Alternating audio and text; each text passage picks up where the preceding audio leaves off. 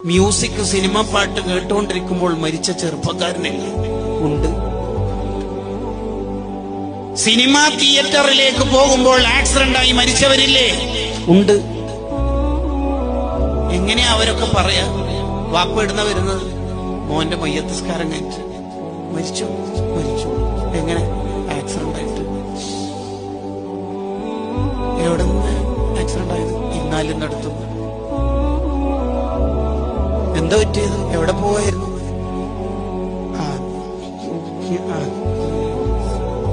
വാപ്പാക്ക് പറയാൻ കഴിയോ? സിനിമക്ക് പോകുമ്പോ മരിച്ച മോന്റെ പേരിൽ മയ്യത്തിച്ചിട്ട് വരികയാണ് പറയാൻ പറ്റുമോ?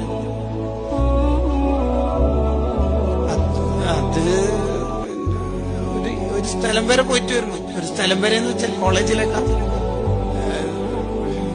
എന്താ പറയാ,